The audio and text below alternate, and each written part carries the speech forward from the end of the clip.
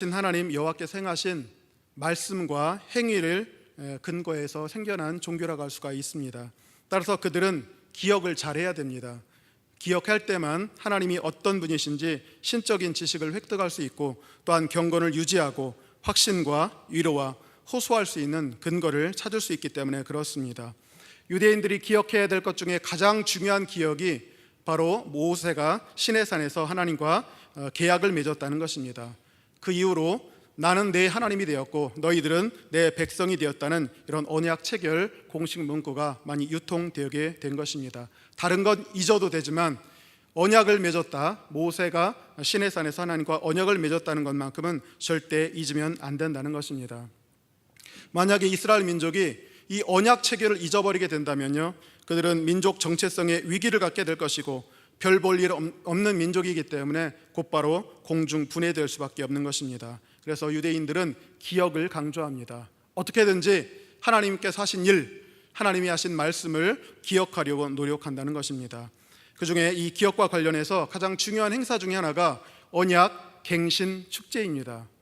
사실 모세가 시내산에 산 것은 역사적인 과정이 딱 한 번밖에 없었습니다. 그 뒤로 수백 년, 수천 년이 흐를 텐데 그걸 어떻게 기억하겠습니까? 그래서 유대인들은 이것을 잊지 않기 위해서 언약 갱신 축제라는 것을 만들어 놓았습니다. 공동체 단위로 한 것이고요, 당시의 성소에서 이 행사 축제를 했습니다. 조사해 본 바에 따르면 매 7년마다 있는 면제년 끝 초막절에 이 행사를 진행했던 것 같습니다. 그래서 이 언약갱신 축제를 통해서 기성세대 같은 경우는 우리가 언약 백성임을 다시 한번 상기하고 하나님께를 향한 결의와 헌신의 각오를 다시 새롭게 하는 기회가 될 것이고, 새로 태어난 신세대들에게는요, 이것이 그들이 하나님과 맺는 첫 번째 언약 체결의 순간이 될 것이기 때문에 그렇습니다. 그래서 언약갱신 축제는 매년이 아니고 7년에 한 번씩 돌아온 것으로 이렇게 여겨지고 있습니다. 제1회 언약갱신 축제는 사실은 모세가 한 것 같아요. 40년 동안 광야 생활이 끝내고 모압 평지에 왔을 때 백성들을 모아놓고 다시 한번 이야기합니다. 우리는 그것을 신명기라 부르는데, 어떤 분들은 신명기 문서 전체가 언약 갱신을 하기 위한 전체 문서가 아니겠는가라고 보고 있는 분도 많이 있습니다. 제2회 언약 갱신 축제는 여호수아 때 이루어진 것 같습니다. 7년 동안 정복 전쟁이 있었죠. 어느 정도 정복이 된 뒤에 세겜의 백성들을 모읍니다. 그러면서 너희들은 어느 편을 선택할래? 나와 내 집은 여호와만을 선택하겠다라고 하는 여호수아 24장의 내용이 나오는데, 바로 그것이 언약 갱신 축제와 관련된 내용이 아닐까라고 학자들은 그렇게 보고 있는 것입니다. 언약 갱신 축제, 오늘 우리가 읽었던 50편은요 맥추 감사절이나 추수 감사절 때 굉장히 많이 나오는 그런 표현입니다. 그런 잡히는 본문입니다. 그래서 일견 시편 50편이 감사시처럼 보이지만 실제적으로 보면 언약 갱신 축제 때 사용된 제2시편이라고 할 수가 있는 것입니다. 매 7년마다 백성들이 초막절에 모여요. 그러면 초막절에 아마 오프닝 세리머니가 언약 갱신 축제가 아닌가 생각이 됩니다. 그때 이 시편 50편과 같은 시를 이용해서 백성들에게 다시 한번 언약을 체결했음을 상기시키고 헌신을 다짐하는 그런 구조로 되어 있다고 할 것입니다. 그런데 참 독특해요. 시편 50편을 1절부터 23절 쭉 읽어보시게 된다면 하나님께서 현현하십니다. 시온산에 임재하신 다음에 백성들, 지금 언약갱신을 하겠다고 모여든 경건한 백성들을 치하하고 격려하는 것이 아니라 책망하는 메시지를 주고 있습니다. 심판하시고 책망하는 메시지가 나오고 있다는 얘기죠. 그 이유를 들어보니까 백성들이 언약에 따라서 신실하게 살지도 못했고 순종하지도 못했다는 것입니다. 저 같으면 찬물을 확 끼얹는 것 같아요. 흥에 겨운 그런 축제 회중에 이런 시를 한번 읽어버리면요, 찬물을 확 끼얹어가지고 분위기를 다운시키는 그런 사후전 같은 시편이 아닌가 생각이 되는데, 어쩔 수 없는 것입니다. 이런 시편들이 몇 가지가 됩니다. 그래서 축제라고 해서 무조건 흥성해야 된다, 그게 아니고 때에 따라서는 아프지만 이런 뼈아픈 그런 시편도 존재한다는 사실을 다시 한번 확인해 보게 되는 것입니다. 그래서 시편 50편 전체는 굉장히 예언적입니다. 쓴소리가 나와 있다는 얘기죠. 교훈적입니다. 우리가 어떻게 교체해야 되는지 행동 지침이 나옵니다. 제의적입니다. 이것은 제사를 드리는 과정 속에서 선포되는 메시지이기 때문에 그렇습니다. 그래서 전체적인 구조가 1절부터 6절까지는요, 주님께서 지금 시온에 백성들이 모여있고 축제를 벌이고 있는데 거기에 현현하시고 강림하셔서 재판을 시작하신다는 내용이 1절부터 6절까지 있고요. 7절부터 15절까지는 첫 번째, 제의를 잘못 드려 제사를 잘못 드리고 있다 책망하시는 내용이 7절부터 15절까지입니다.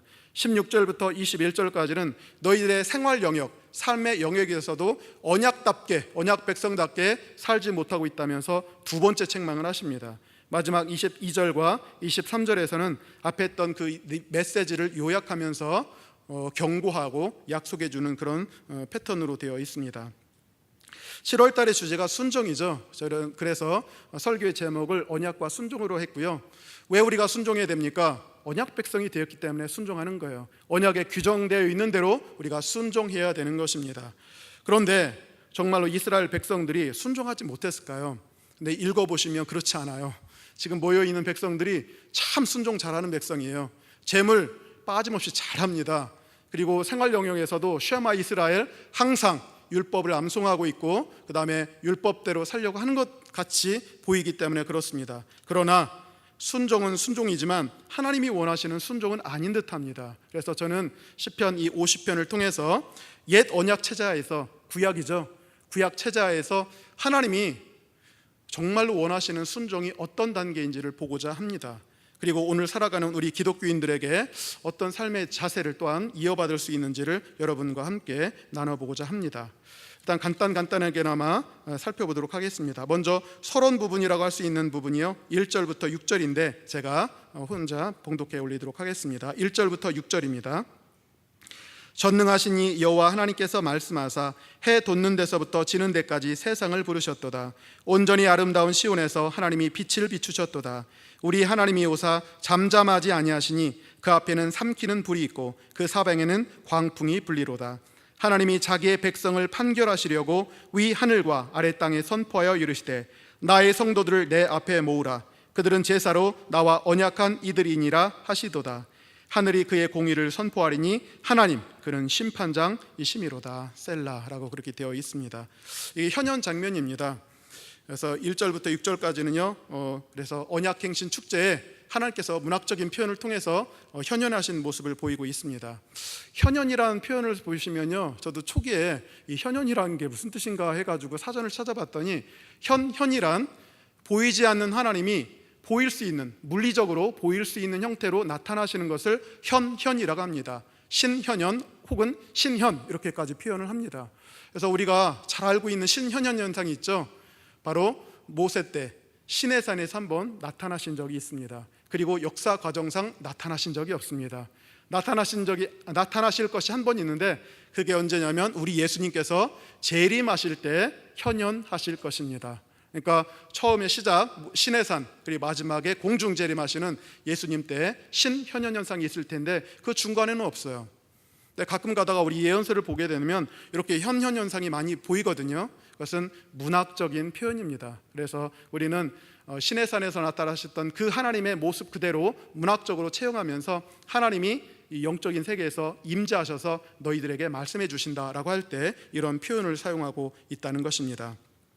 그래서 하나님께서는 지금 언약 백성, 순종하는 백성입니다. 예루살렘 오기도 힘들어요. 초막절 지키기도 힘듭니다. 그런데 그 먼 길 와서 지금 모여있는 백성들에게 책망하시는 메시지를 주시기 위해서 현현하고 계신다는 것을 확인해 볼 수가 있습니다. 저는 이 6절까지 내용 중에서 한 4가지 정도 마음에 와서 닿더라고요. 첫 번째는 우리가 섬기는 하나님, 유대인이 섬기는 하나님은 바로 절대 지존자라는 사실을 여기서 표현해 주고 있습니다. 첫 번째 표현을 보니까 전능하신 이 여호와 하나님 이렇게 표현이 되어 있습니다. 히브리 원어로는요 엘로힘 야훼 이렇게 되어 있습니다. 엘로힘 야훼. 엘이라고 한 표현은 많이 들어보셨을 것 같아요. 근데 어원 미상이고요. 단지 뭐와 관련이 있냐면 파워, 권능과 관련이 있는 단어입니다. 그래서 이 번역자들은 처음에 전능하신 이로 번역한 것 같아요. 전능하신 이, 파워. 그 다음에 엘로힘이라는 것은 하나님으로 번역했고 이것은 대개 창조주나 전 우주를 다스리시는 신을 엘로힘이라고 하는 것입니다. 그러니까 파워, 첫 번째는 파워였고요, 두 번째는 창조주로서 온 우주를 다스리는 그런 권능자, 주권자를 얘기합니다. 야훼, 여호와라고 하는 표현은 이스라엘에게 나타나셨던 하나님, 언약을 체결해 주셨던 하나님이에요. 그래서 민족신 아닌가, 지역신 아닌가라고 오해를 받는 이름이 바로 여호와로 갈 수가 있는 것입니다. 이런 모습을 통해서 우리 하나님은 권능이 있는 충만한 하나님이세요. 온 우주를 창조하신 그런 절대 주권자라는 사실을 깨닫게 되는 것입니다. 물론 여기는 나오지 않지만 14절에 지존하신이라는 표현이 있어요. 지존자는 엘리온이라는 표현이 있는데 위계 질서상 최고의 꼭대기에 있는 자, 그래서 더 높은 자가 없는 그런 절대자를 엘리온이라고 얘기를 합니다. 우리 하나님에 대해서 이 시편 내에서 보니까요, 엘이라는 표현도 쓰고 엘로힘이라는 표현도 쓰고 여호와라는 표현도 쓰고 엘리온이라는 표현도 쓰는데 이 모든 것들이 다 합쳐서 결국 우리 하나님은 절대 주권자, 그에게 어떻게 감당할 수 없는 힘이 있는 분이라는 사실을 다시 한번 깨닫게 되는 것입니다. 신현현 현상이 보이죠. 신의 산에서 한번 나타났었거든요. 어두운 구름과 천둥과 번개와 지진 같은 현상이 일어났었어요. 그런데 여기도 그것을 채용합니다. 삼키는 불이 있고 사방에는 광풍이 부는 그런 분이세요. 얼마나 무시무시합니까? 그러니까 우리 하나님은 그 나타나실 때의 현상을 보건대 얼마나 두렵고 높으시고 권능이 충만하신지를 이런 현상을 통해서도 깨달을 수가 있다는 것입니다. 또한 그분은 피조물에 대해서 절대적인 주권을 갖고 있는 분이에요. 그래서 그분은 모든 것들의 주인 되십니다. 다 부를 수가 있어요. 해 뜨는 데서부터 지는 데까지의 모든 세상과 모든 피조물을 바로 이 심판석 앞으로 다 불러 모으실 수가 있는 것입니다. 심지어 하늘과 땅도 마찬가지입니다. 위로 하늘과 땅에 있는 모든 존재들도 바로 이 재판정 안에 다 증인과 목격자로서 부름을 받았다는 사실을 우리가 깨닫게 되는 것입니다.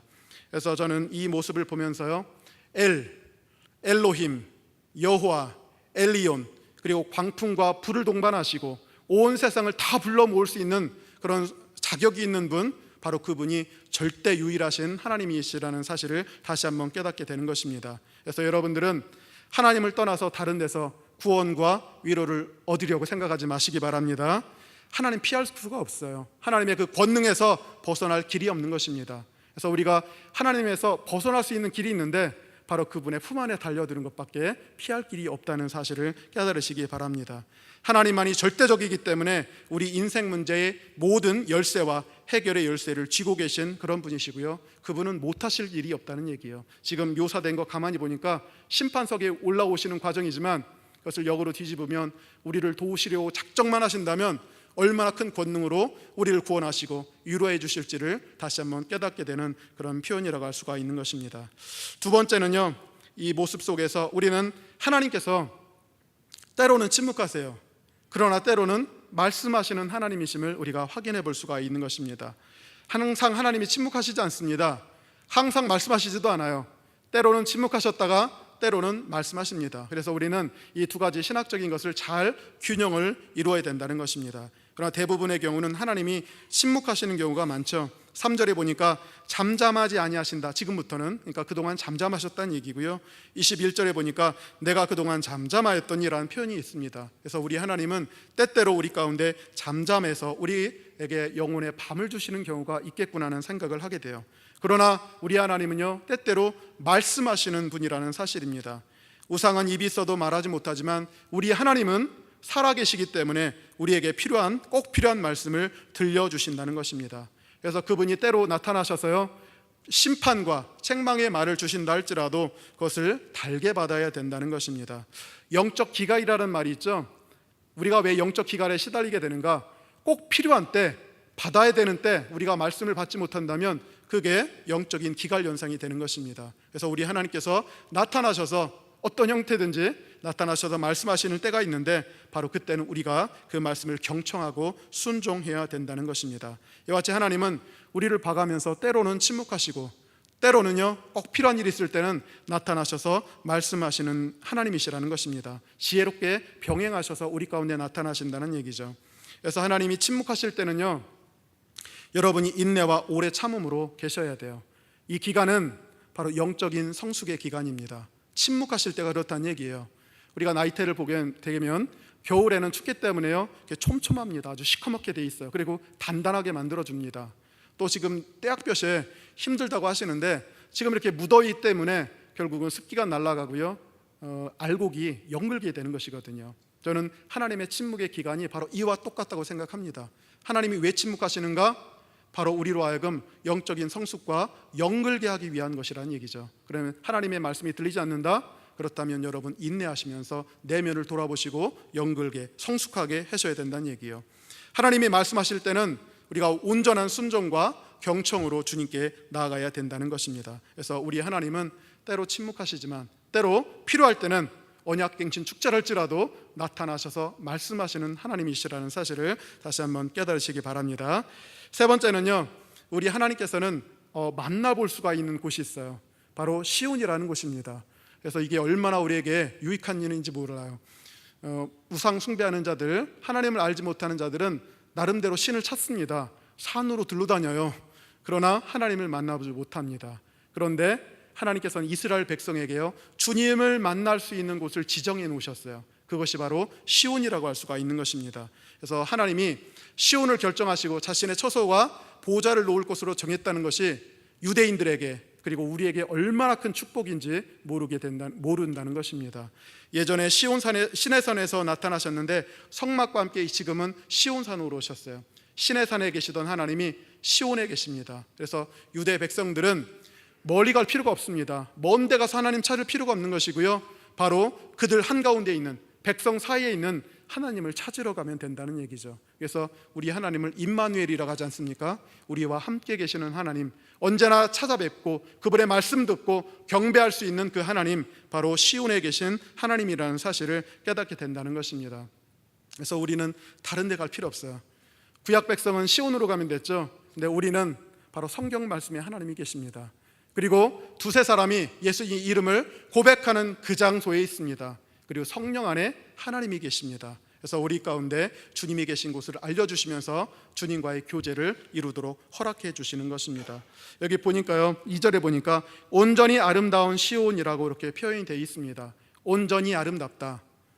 온전하다는 얘기는요, 꽉꽉 들어차 있다는 뜻이에요. fullness, 말레라고 하는 표현인데 꽉 들어찼다는 얘기예요. 아름다움으로 촘촘하게 되어 있다는 뜻입니다.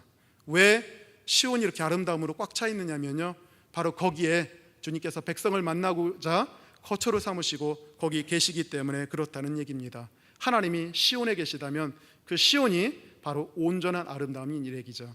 우리 인간들은 진선미를 추구합니다. 진리와 선함과 미를 추구해요.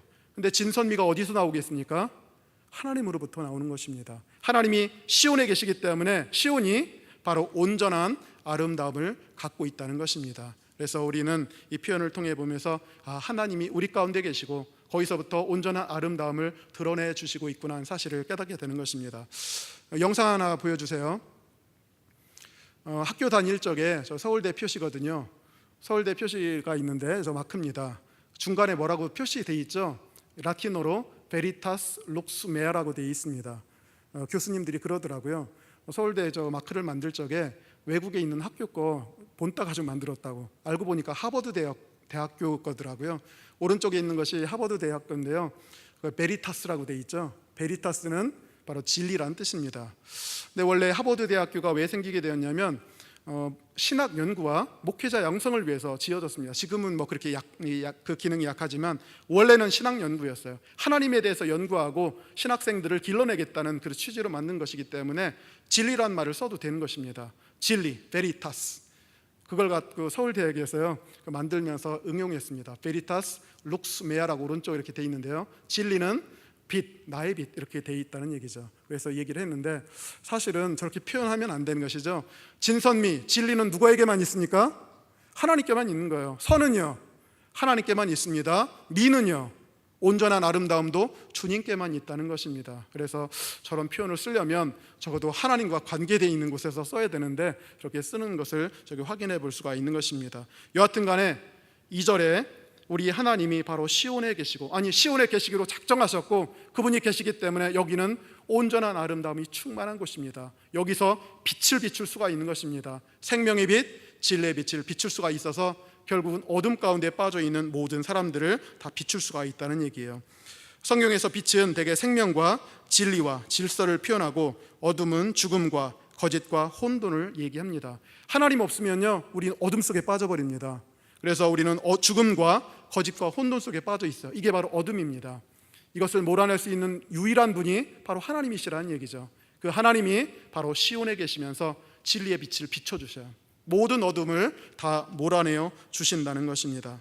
그래서 우리는 이 편을 보면서 하나님께서 저 멀리 계신 분이 아니라 구약시대는 시온에, 신약시대는 예수님을 고백하는 공동체 안에 함께 계시면서 바로 진리의 빛, 생명의 빛, 이것을 비춰주시는구나 하는 사실을 다시 한번 깨닫습니다. 그래서 여러분들에게 혹시 어둠이 있습니까? 삶의 어둠, 영혼의 어둠, 사업장의 어둠이 있습니까? 그러면 주님을 모셔드리십시오. 그러면 그 주님이 진리와 선과 아름다움으로 빛을 비춰주실 것이고 모든 어둠은 다 밀어내실 줄 믿으시기 바랍니다. 네 번째는요, 하나님은 심판하시는 분이에요. 우리 하나님 창조주라고 있었죠? 창조주가 창조만 하고 끝나는 게 아니에요. 창조주는 세상 마지막에, 역사의 마지막에 반드시 심판하는 모습으로 등장합니다. 지금 하나님께서도요, 6절에 보니까 하나님 그는 심판장이심이로다 라고 그렇게 되어 있다는 얘기입니다. 많은 사람들, 피조물들이 심판에 대한 개념이 없습니다. 그냥 우연히 왔다 우연히 가는 거라고 생각해요. 그러나 성경은 그렇게 얘기하지 않습니다. 창조가 있다면 마지막 순간에는 심판이 있다고 얘기를 하는 것입니다. 히브리서 9장 27절에 한 번 죽는 것은 사람에게 정해지신 것이요 그 후에는 심판이 있을 것이다 라고 얘기를 합니다. 그 심판의 대상은 언약 백성도 예외는 아닙니다. 언약 백성도 잘못했다면 공의의 원칙에 따라서 정확하게 심판하신다는 얘기가 되어 있습니다. 근데 다행스러운 것은요, 이 심판이 종말론적 심판이 아니에요. 종말론적 심판이었다면 끝나는 것입니다. 그런데 중간 심판이 있어요. 중간 심판은 잘못된 것을 교정하시고 죽음의 길에서 생명의 길로 돌이키려고 하는 심판이라는 사실을 다시 한번 깨닫게 되는 것입니다. 헨리 목사님이라는 분이 하나님의 음성에 응답하는 삶이라는 그런 책을 썼습니다. 목회자였는데요, 어느 교회에 부임했다가 신방을 가게 됐답니다. 신방을 갔는데 그 가정에서요, 어떤 딸아이가 하나 있었대요. 할머니도 계셨고요. 그런데 그렇게 말을 안 듣더래요. 가라 하면 오고, 앉으라 하면 서고, 조용히 하라면 떠들고 막 그렇게 했대요. 그런데 워낙 귀한 존재라서 할머니가요, 터치를 못하게 하더래요. 그래서 그 부모조차도 감당 안 돼서 그냥 뒀답니다. 그래서 목사님이 목회를 하면서 또 신방을 하면서 저러면 안 될 텐데 저러면 안 될 텐데 계속 그런 얘기를 하시더래요. 근데 어느 순간에 어느 날에 아이가 교통사고를 당했어요.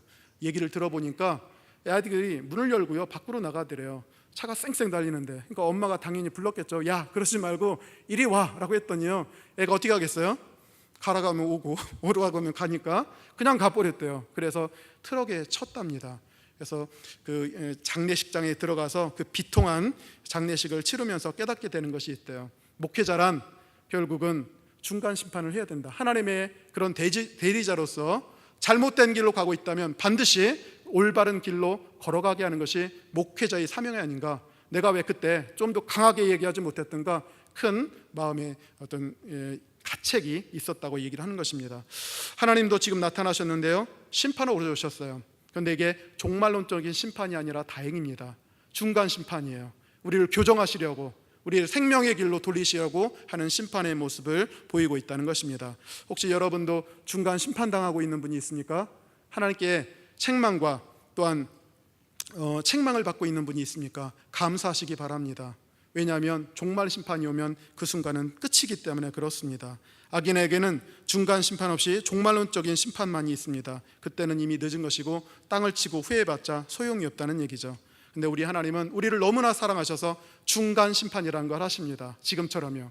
그래서 우리로 하여금 무너진 질서를 회복하게 하시고 복된 길로 다시 돌이키신다는 것입니다. 그래서 저는 1절부터 6절 이 서원인데요, 현현하시는 그 장면 속에서 유대인의 하나님, 우리가 섬기는 하나님이 절대 지존자라는 사실을 발견하게 되었고, 하나님은 침묵하시기도 하지만 또한 말씀하시는 하나님이시기도 하시고, 하나님은 만날 곳을 우리에게 예배해 주셔요. 어디 멀리 갈 필요 없습니다. 지목한 곳에 가면 만날 수가 있다는 얘기예요. 그리고 거기서부터 빛을 비춰주십니다. 진리의 빛이 됐든 또한 아름다움의 빛이 되었든 그 선함의 빛이 되었든 그 빛을 비춰줘서 우리의 어둠을 다 몰아내시고, 또한 하나님은 심판장으로서 오신다는 사실을 저는 이 본문을 통해서 깨닫게 된 것입니다. 자, 그러면서 주님이 오셔서요 책망하십니다. 지금 축제 백정입니다. 언약 갱신 축제에 모여 있는 백성들에게 7절부터 15절까지 오늘 읽었던 본문 통해서 죄의 영역에 대해서 책망하고 계신다는 얘기예요. 아까 언약을 맺었다고 그랬죠? 언약을 맺었으면 두 가지 의미가 존재합니다. 첫 번째는 제의를 잘 수행해야 돼요. 제사를 해야 돼요. 제의 영역을 잘 해야 되고, 삶의 영역, 생활의 영역에서도 언약 백성답게 살아가야 되는 것입니다. 두 가지 다 하나님의 마음에 합당치 못했다는 얘기예요. 7절부터 15절까지는 바로 그런 내용이 여기 들어있는 것입니다. 하나님은 그의 백성이 열심을 다해서 드리는 제의를 기뻐하지 않고 계신다, 그러면서 책망하고 있는 모습입니다. 우리 8절에 보니까 이렇게 되어 있습니다. 나는 내 재물 때문에 너를 책망하지는 아니하리니 내 번제가 항상 내 앞에 있음이로다 라고 되어 있습니다. 내 번제가 항상 있다는 얘기는요, 번제가 사실은 가장 대표적인 제사입니다. 그리고 항상 있다는 얘기는 상번제로서 아침과 저녁마다 1년 365일 계속 드려야 되는 것이 가장 기본적인 것이 상번제라고 할 수가 있어요. 그러니까 상번제가 제대로 되고 있다는 얘기는 모든 제사의 방법과 횟수와 규정들이 잘 지켜지고 있고, 제물도 풍성하게 오고 있고, 조미 먹거나 절룩거리거나 이런 얘기가 하나도 없습니다. 그러니까 이 언약 백성들은요, 제물에 관해서는, 제사에 관해서는 정말 성심을 다해서 다 바치고 있었다는 얘기예요. 그런데 오셔서 책망하시잖아요. 이게 도대체 무슨 일인가 라고 할 수가 있는데요, 일단은 저는 이 8절의 구문을 통해서 아직은 주님께서 제사 제도에 대해서 승인하고 있는 모습을 보게 되는 것입니다. 오늘 이번 계속해서 우리가 주일에 담임 목사님을 통해서 히브리서를 보고 있죠. 대제사장으로서 예수님이 희생 제물이 되셨기 때문에 구약에서 드려진 모든 희생 제사는 더 이상 필요 없고, 구약은 폐지되었고 구약의 제사도 폐지되었다는 얘기를 주일마다 들으실 것입니다. 그런데 8절은 분명히 제사 제도가 유효하고 내가 아직 승인하고 있다는 얘기를 해주고 있다는 얘기예요. 아니, 왜 주일 설교하고 수요일 설교가 다릅니까? 이렇게 얘기하실 분이 있어서 잠깐 설명해 드리겠습니다. 사실은 성경은요, 점진적인 계시예요. 한꺼번에 진리가 뚝딱 하고 내려온 것이 아니고요, 조금씩 내려오는 단계였다는 얘기죠. 그래서 점진적인 계시였기 때문에 이 단계에서는 아직 제사를 승인하고 있는 것입니다. 그리고 시편 50편에서는요 아직 속죄의 기능을 생각하지는 않습니다. 단지 생각하고 있는 것이 있다면, 제사를 드릴 때, 짐승을 바칠 때 너희들이 어떤 마음과 어떤 자세로 드려야 하는지에 대해서 관심을 갖고 있다는 것입니다. 어떤 교수님의 글을 보니까요, 우리 신약과 구약 사이에 엄청난 충격이 있습니다. 저도 깜짝 놀랐어요. 처음에 일독을 하면서 구약 쭉 읽고 나서 신약 들어갔는데요, 신약이 좀 이해되는 듯 하면서도 전혀 다른 세계의 얘기를 하는 것 같아요. 충격파가 있었거든요. 많은 분들이 그렇게 얘기를 합니다. 처음에 읽은 분들은 구약 얘기 있다가 신약으로 넘어가면서 엄청난 충격을 받는데요, 이게 왜 이렇게 됐을까? 그래서 하는 말이, 사실은 구약 읽고 신약을 이해하기 위해서는 신구약 중간기 때 나왔던, 물론 성경은 아니지만 그때 나왔던 문서를 읽어봐야만 신약이 왜 이렇게 전개됐는지를 이해할 수 있다고 얘기해요. 그래서 신구약 문헌들은 그래서 좀 읽어볼 필요가 있다고 얘기하며요, 신구약 문헌을 뭐라고까지 얘기하면 이해의 교각이라고 얘기를 합니다. 이해의 교각. 그래서 그 충격파를 줄여주기 위해서, 그리고 다리를 놔줘서 구약에서 신약으로 조금 부드럽게 넘어갈 수 있게끔 해준다는 얘기죠. 시편 50편은요 언약 변경의 교각 역할을 해주는 것입니다. 왜냐하면 구약에선 제사를 드리라 했는데 신약과 히브리서는 드릴 필요 없다라고 얘기했거든요. 갑자기 말을 뒤집힌 것이 아니라 바로 이런 시편 50편과 예언서들이 있어서 조금씩 그 본질이 무엇인지, 하나님이 진짜 기뻐하시는지 무엇인지를 조금씩 보여주고 있다는 얘기죠. 그래서 그 흐름으로 보게 된다면 모세오경 때는 제사를 다 드려라, 시편 50편 같은 경우는 제사만 다냐, 너희들이 드리는 마음의 태도가 더 중요하지.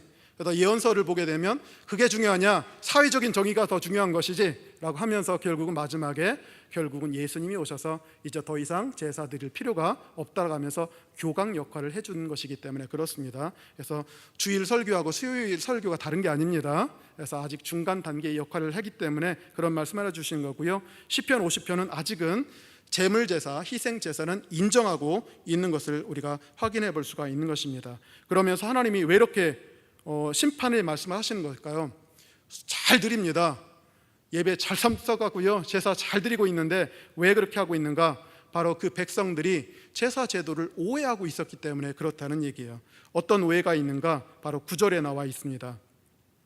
내가 내 집에서 숫소나 내 우리에서 순념소를 가져가지 아니할 것이다 라고 하는 표현 속에는 백성들이 하나님을 어떻게 인식하고 있는가?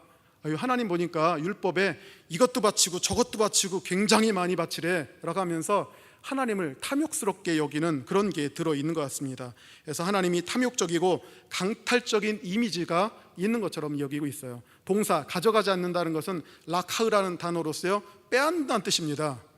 그러니까 백성의 입장에서는 모든 제사를 드리면서 오해를 했습니다. 하나님이 내 재산, 내 집과 내 우리, 내 영역 안에, 내 소유 안에 있는 그 짐승을 바로 강탈해 가시는 그런 모습을 있다는 얘기예요. 그렇다 보니까 하나님께 바치는 것이 아깝다, 손해난다는 생각을 하게 된 모양입니다. 그래서 구절을 면밀하게 읽고 원어상으로 읽게 된다면 백성들이 하나님에 대해서 조금 거부하고 강탈하시니까 가급적이면 내 재산을 지키고 뺏기지 않으려는 이런 줄다리기 같은 것이 미묘하게 들어있다는 것입니다. 저도 대학 있을 때요 개종하고 난 다음에 복학을 했는데요, 제가 교회 다닌다는 소리를 듣고 제 친구들이 그런 얘기를 하더라고요. 너 교회 다니냐? 교회 다니면 11조 내야 된대, 가지 마라고 얘기를 하더라고요. 그러니까 그 믿지 않는 사람들의 입장에서는 교회 참석하고 여러 가지 헌금하는 것을 어떻게 보느냐면 뺏긴다고 생각을 합니다. 강탈당한다고 생각을 해요. 그래서 가지 말라고 저를 붙잡았던 그런 기억을 갖고 있는 것입니다. 이게 믿지 않는 자들 그렇고요, 구약 백성도 이 많은 재물 제사에 대해서 갖고 있던 생각 같습니다. 기독교를 비방하는 사람 중에 이런 비아냥도 하죠. 하나님은 여러분의 지갑을 사랑하십니다. 이 비난이 바로 이 강탈하는 그런 모습을 갖고 있다는 사실입니다. 신자 중에 그래요. 신자 중에 신방을 하다 보면 잘 다니다가 결국은 앞에서 어떤 헌금이라든가 이걸 얘기해가지고 실족하는 경우가 좀 있더라고요. 그런 모습이 뭐냐면 아까워, 내 건데 뺏기지 않을래, 이런 모습을 하면서 나가는 그것을 확인해 볼 수 있는데 구약 백성도 똑같은 그런 것을 볼 수가 있는 것입니다. 그러나 솔직히 이야기해서 이 세상에 하나님 것이 아닌 것이 어디 있겠습니까? 우리가 사용하고 입고 먹고 하는 모든 것들이 다 하나님께서 주신 것입니다. 재물 얻을 능력을 주셔서 우리로 하여금 헌금할 수 있게 해주시지 않습니까? 그러니까 결국은 이런 생각도 잘못된 생각이라는 사실을 깨닫게 되는 것입니다. 그래서 하나님께서는요, 너희들 생각이 잘못되었다, 너희들이 마치 내가 강탈해 나가는 것처럼 생각하지만 나는 그렇지 않다. 10절 11절 이는 삼림의 짐승들과 뭇산의 가축이 다 내 것이며 산의 모든 새들도 내가 하는 것이며 들의 짐승도 내 것임이로다 라고 그렇게 되어 있습니다. 그래서 하나님이요 모든 소유의 주권자라는 사실을 다시 한번 깨닫게 해주는 것입니다. 여러분들 이 말 들어보셨을 것 같아요. 조물주 위에 뭐라고요? 건물주라고 얘기 드렸죠. 조물주 위에 건물주. 근데 이거 맞는 말입니까? 이거 상당히 신성모독적인 얘기입니다. 조물주 위에 건물주라니요. 아니 그 건물 누가 주셨습니까? 하나님이 주신 것입니다. 하나님이요 한번 불어버리면 건물이 있지 않습니다. 하나님께서 비록 사람에게 준 것 같아 보이지만 사실은 청지기로 세우신 것 뿐이에요. 그래서 건물주가 나쁘다는 얘기가 아닌 것이 아니라 자기에게 그런 것을 주셨으면 그 건물을 통해서, 부동산을 통해서 하나님께 영광을 돌리고 많은 사람들의 유익을 끼칠 수 있는 일을 해야 되는 것이지 조물주에 밟고 서는 것이 아닙니다. 그래서 어떤 건물주를 보게 된다면요 참 복된 곳이 있어요. 자기 건물에 들어온 사람들은요 다 복받고 나갔대요. 아마 그 건물주가 열심히 기도하고 같이 협력하면서 살 길을 열어줬던 모양이에요. 그러면 이 건물주는 얼마나 하나님이 사랑하시겠습니까? 근데 이런 거 생각하지 않고 어떻게든 많이 세를 받거든가 하는 모습을 보이게 된다면 그는 틀림없이 하나님께 심판을 받을 수밖에 없는 그런 존재가 될 것입니다. 그러면서 13절에 보니까 하나님께서요 백성들이 착각하고 있는 게 있어요. 제물 드려라, 희생을 드려라 하니까 마치 하나님이 그 희생 제물의 고기와 피를 먹지 않으면 살 수 없는 존재처럼 착각에 빠지는 경우가 있습니다. 13절 내가 스소의 고기를 먹으며 염소의 피를 마시겠느냐. 고대 바벨론 신화에서는 그런 게 있었답니다. 바벨론 신화에 보면요 사람들이 짐승을 바치게 된다면 신들이 파리 때처럼 몰려가지고 먼저 먹겠다고 이렇게 난리를 치는 그런 모습이 바벨론 신화 중에 나오고 있는 것을 확인해 볼 수가 있는데요, 우리 하나님은 절대 그렇지 않습니다. 우리 하나님은요 배고프지 않아요.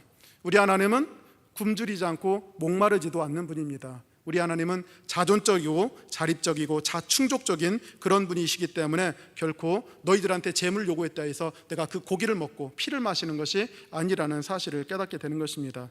그리고 12절에 보니까요, 내가 너희들하고 언약을 채운 것이 나한테 음식을 공급하라고 서로 윈윈하자고 하는 것이 아니라는 것입니다. 12절에 내가 가령 주려도 내게 이르지 아니할 것은 세계와 거기에 충만한 것이 내 것이미로다 라고 그렇게 되어 있는 것입니다. 그래서 이 생각이요, 그냥 막 생겨난 것이 아니라 고대 바벨론부터 고대 근동을 휩쓸었던 생각이에요. 그래서 신관이 이렇게 돼 있었고, 그래서 그 오염된 생각이 심지어 유대교 안에 이스라엘 사람 머릿속에도 침투한 생각이라는 것을 알 수 있다는 얘기죠.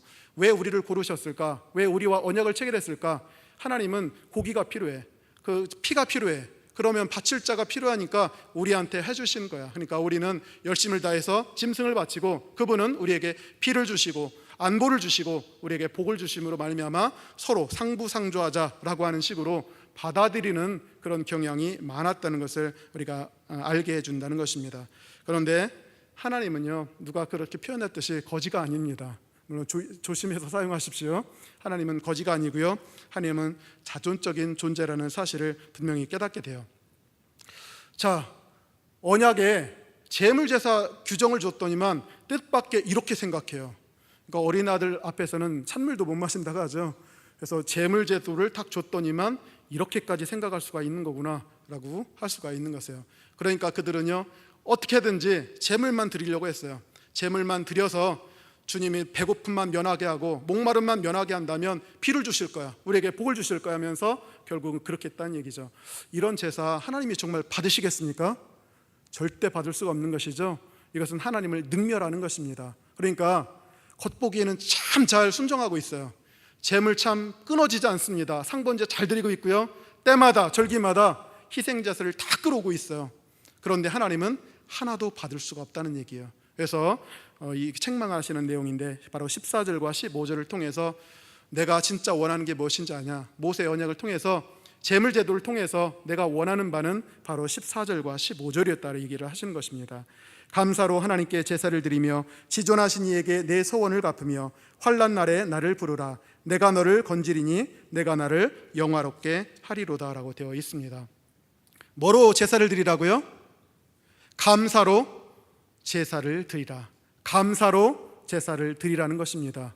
아까 얘기했듯이 희생제물 부인하는 거 아닙니다. 아직 10편 50편은 부인하는 단계까지는 아니에요. 희생제물을 드리되 뭐를 포함해서요?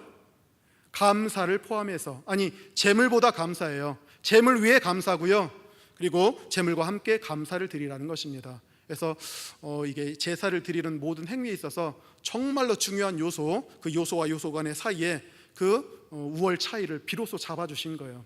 제물을 바칠 때는 바로 감사가 있어야 되고, 감사 없는 제물은 나를 능멸하는 것이라 라고까지 그렇게 얘기해 주는 것입니다. 서원을 갚는다, 한나 생각하시면 돼요.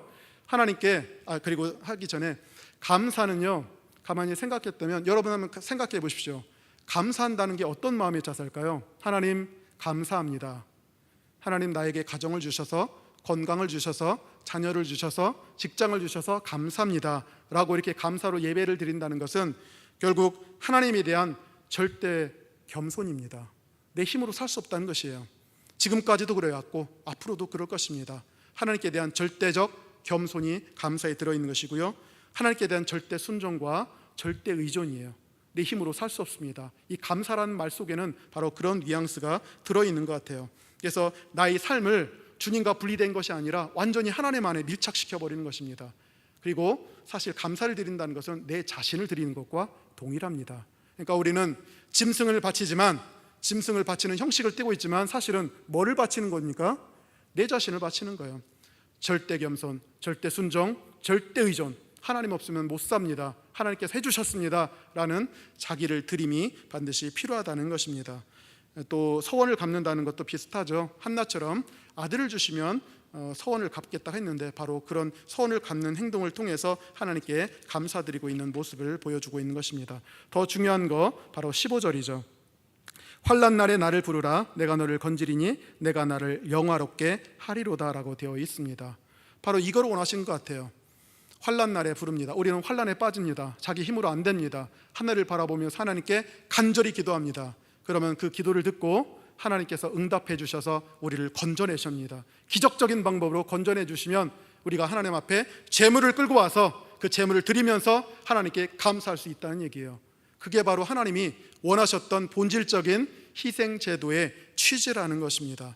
그래서 하나님과 겸손히 동행한다고 하죠. 인자를 사랑하며 공의를 행하며 겸손히 내 하나님과 함께 동행하는 것이 아니겠는가 했을 때 바로 하나님과 겸손히 동행하는 것, 바로 감사, 제사 제도가 원래부터 갖고 있었던 생각이 아닌가 생각이 듭니다. 제물은 보조적인 역할이에요. 이것을 하라고 하는 것입니다.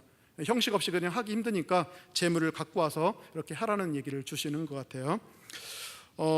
예전에 프랑스에 루이 14세가 있었답니다. 절대왕이었거든요. 근데 그분이 주일마다 가족과 또 친척들을 데리고 교회에 와서 예배를 드렸답니다.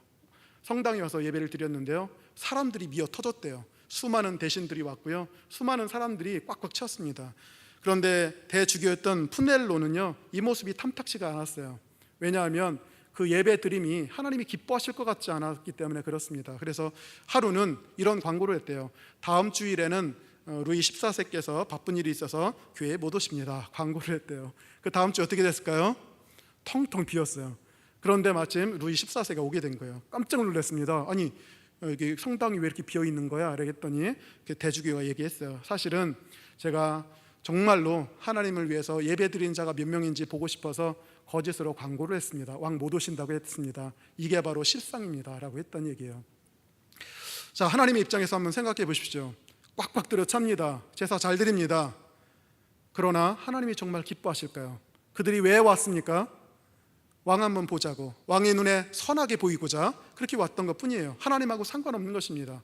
제물제사도 똑같고요, 형식이라는 것이 이렇게 위험할 때가 있다는 것입니다. 그래서 오늘 말씀을 통해서 형식도 중요하지만 결국 담겨져 있어야 될 것이 반드시 있어야 된다는 것입니다. 제2차 세계대전 때 미군이요, 독일 쪽으로 이제 진격해 들어갑니다. 얼마 있으면 이제 히틀러가 무너질 것 같아요. 들어갔는데 독일 루르 지방의 한 마을에 진군했는데요, 조심하라고 합니다. 여러 가지 부비 트랩이 있어가지고, 그래서 미군들이 굉장히 조심했대요. 어떤 한 장교가 교회를 찾고 싶었던 모양이에요. 그러다가 한 교회를 발견하게 되었습니다. 부비 트랩이 있는지 잘 조사해 보니까 깨끗한 것 같아요. 들어갔더니만 많이 망가졌죠. 그런데 거기에 오르간이 있었답니다.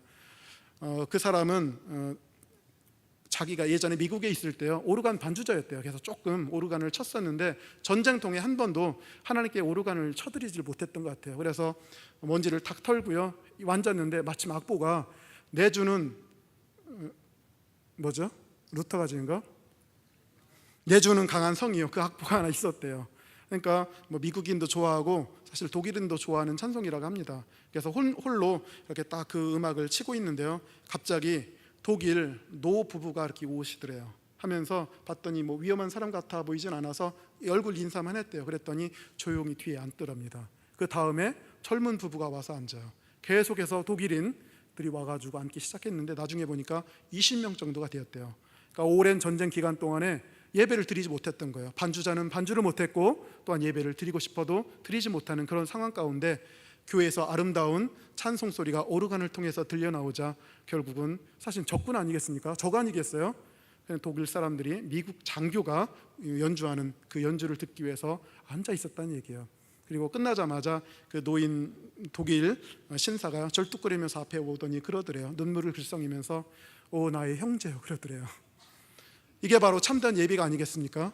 예배는 형식이 아니죠.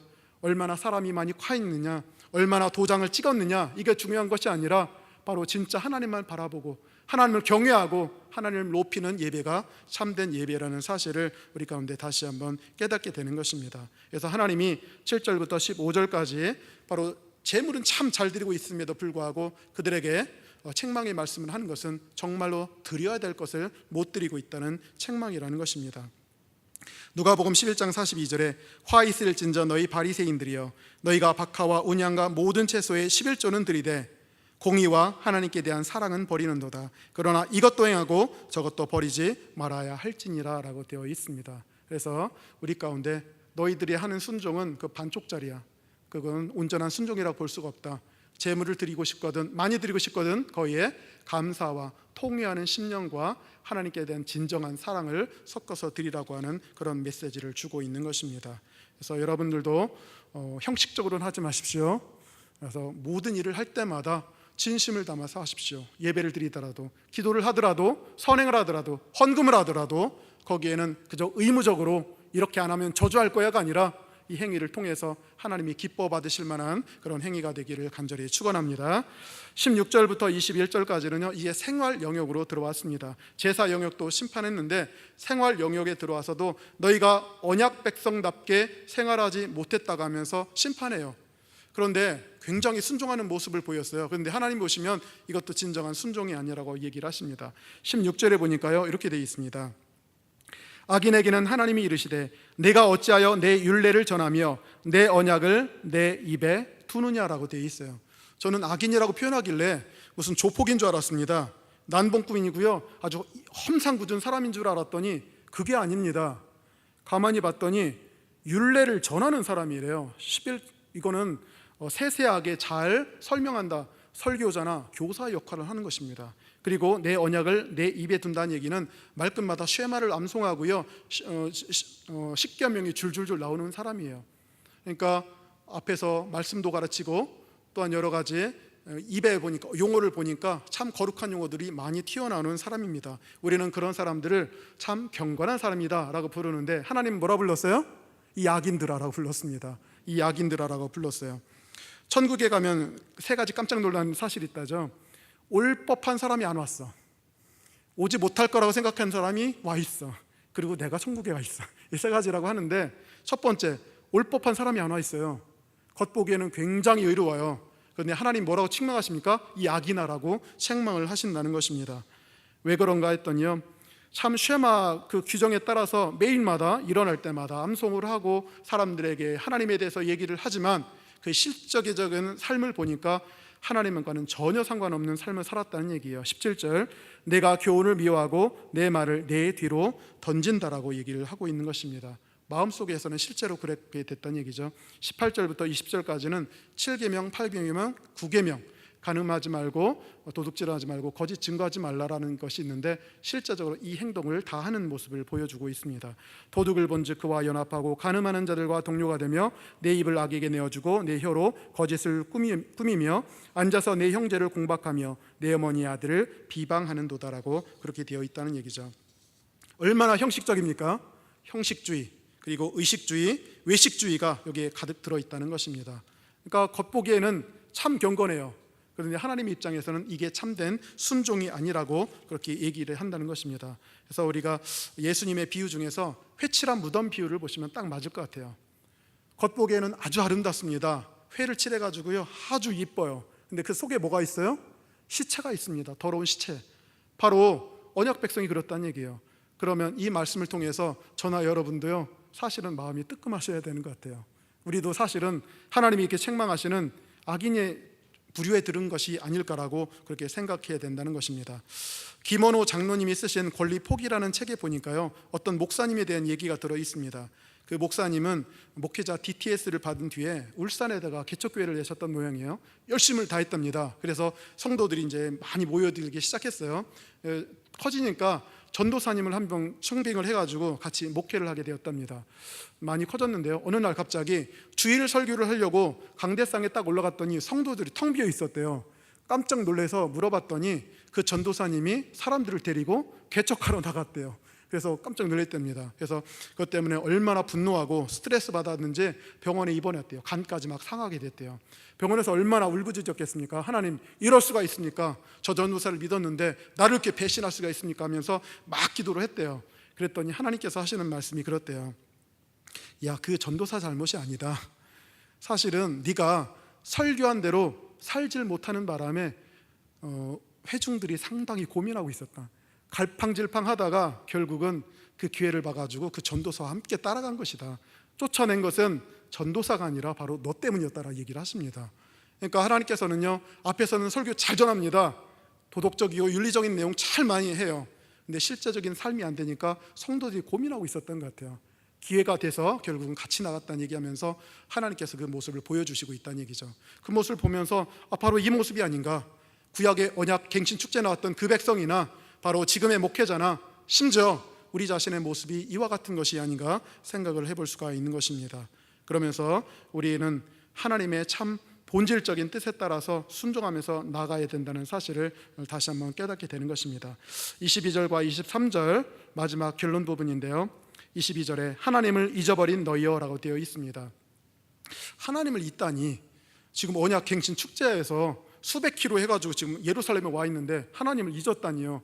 제물을 잘 드렸는데요, 하나님 잊었다니요. 내 입술에서 십계명 줄줄 외웁니다. 쉐마 잘 암송합니다. 그런데도 불구하고 하나님을 잊었다고 얘기를 한다는 얘기죠. 이게 바로 하나님의 본 뜻대로 행하지 않고 참다운 마음으로 순종하지 않는다면 하나님은 단호히 너희들은 나를 잊었다라고까지 표현하신다는 것을 확인해 볼 수가 있는 것입니다. 마지막 23절 다시 한번 요약합니다. 감사로 제사를 드리는 자가 나를 영화롭게 하나니 그의 행위를 옳게 하는 자에게 내가 하나님의 구원을 보이리라. 이게 하나님의 마지막 메시지입니다. 저는 오늘 시편 50편을 통해서요, 언약 갱신 축제 때 사용되는 시편을 전체적으로 살펴보게 되었습니다. 하나님이 현현하셔서 칭찬하지 않고 심판하고 계십니다. 근데 이것은 상당히 높은 단계에 얘기한 것 같아요. 그래서 우리에게 맞는 메시지라고 생각하고요, 결국은 우리에게 두 가지 결단하게 합니다. 너희들 지금 순종하고 있는 것 같아요. 지금 이 자리에 오신 것도 하나님께 예배드린다는 그 말씀에 순종하신 거예요. 그런데 이게 겉보기 순종인지 진짜 참된 순종인지를 다시 한번 돌아보라는 것입니다. 그래서 여러분이 지금 하고 있는 순종들이 많이 있을 텐데 그것이 겉보기 순종입니까? 아니면 알맹이 순종입니까? 그것이 외면적인 순종입니까? 아니면 내면적인 순종입니까? 피산적인 순종입니까? 아니면 심층적인 순종입니까? 형식적인 순종입니까? 아니면 내용상의 순종이십니까? 이것은 우리에게 도전하고 있는 내용이에요. 마음에 손을 얹으시고 다시 한번 하나님의 이 엄중한 말씀에 서시기 바랍니다. 여러분의 순종의 수준은 어느 단계에 있습니까? 여러분의 수준을 높이시기 바랍니다. 다 우리를 사랑하시기 때문에 이 말씀을 하시는 줄 믿으시기 바랍니다. 마지막으로 로마서 12장 2절 말씀 소개해드리고 마치도록 하겠습니다. 너희는 이 세대를 본받지 말고 오직 마음을 새롭게 함으로 변화를 받아 하나님의 선하시고 기뻐하시고 온전하신 뜻이 무엇인지 분별하도록 하라 라고 되어 있습니다. 7월 순종입니다. 우리 순종이 겉보기의 순종이 아니라 하나님이 기뻐하실 만한 순종이 되기를 간절히 축원합니다.